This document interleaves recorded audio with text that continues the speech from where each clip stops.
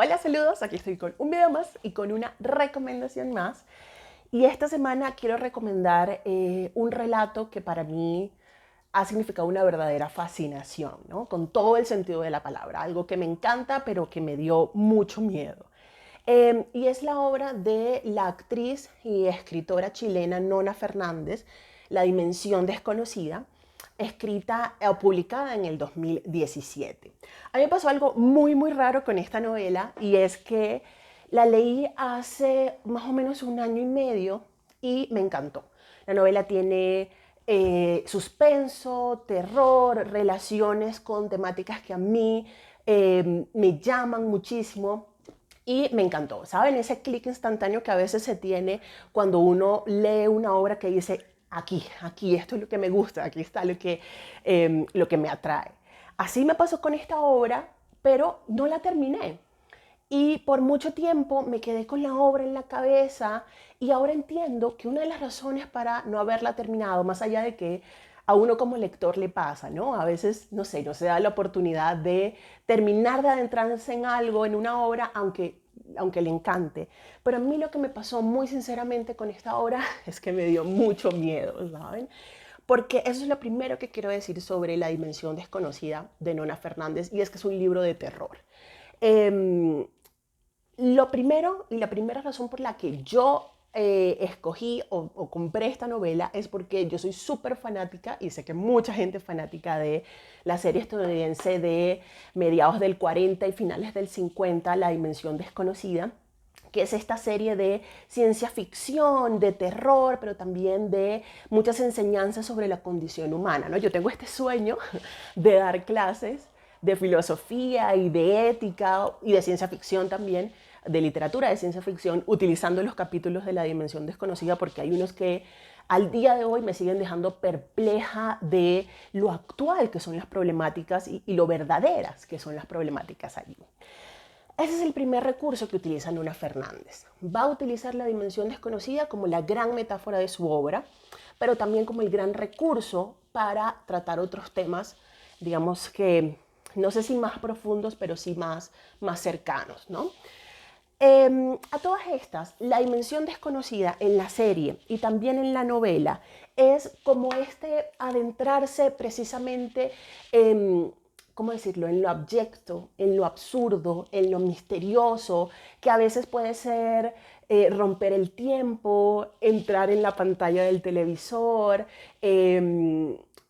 hacer viajes a otros planetas, comunicarse con los alienígenas. Eso era en la serie.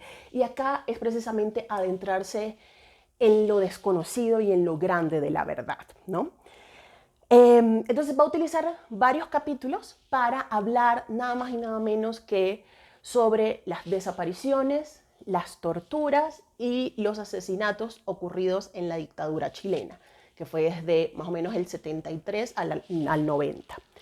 Eh, digamos que la obra se trata de lo que yo podría decir que es como una periodista o documentalista y sus obsesiones, ¿no? Ella es madre, vive también con su mamá, y esta documentalista, que muchas veces yo la confundo con la misma Nona Fernández, es decir, ella misma es la protagonista, eh, ella está explorando una de sus grandes obsesiones, que es este personaje llamado Andrés Antonio Valenzuela Morales, o como ella lo va a llamar, el torturador.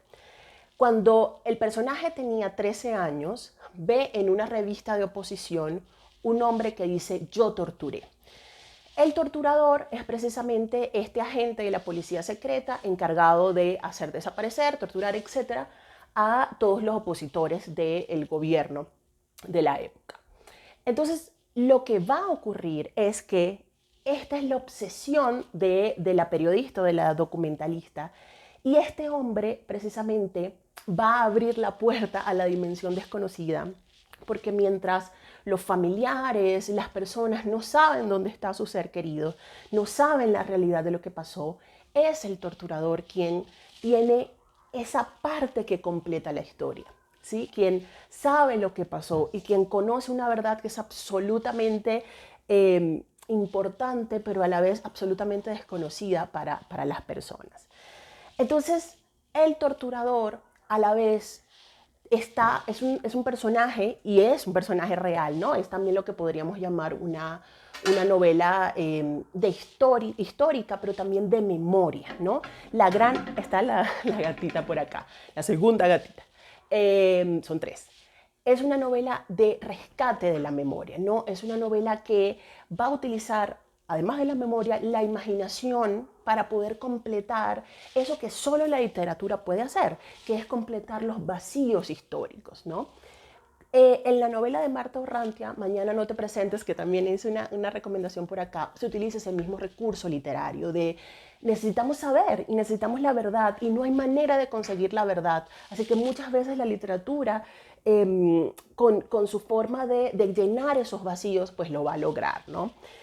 Es una obra de terror porque aparte va a ir visitando y va a ir recordando a cada uno no porque fueron miles de desaparecidos, pero varios casos de desapariciones y de torturas donde precisamente Andrés Antonio Valenzuela o el torturador va a completar ese tipo de historia con su testimonio. A todas estas, el torturador es también una persona que está totalmente torturada porque está viviendo al margen, ¿no? Él vive como afuera de la escena porque no se siente, precisamente no se siente integrado, porque tiene un peso muy grande. Más allá de las cosas que hizo, está el peso del secreto, ¿no? Y de no poder hablar y terminar de completar con la verdad lo que ocurrió. Entonces, por ahí va este relato. Es un relato muy crítico, hay una crítica maravillosa que hace a los museos de la memoria, como estos sitios bien arregladitos, bien maquilladitos, que son más bien una experiencia que un verdadero recordar e incomodar, ¿no? Entonces, este es un libro que da miedo porque habla con la verdad.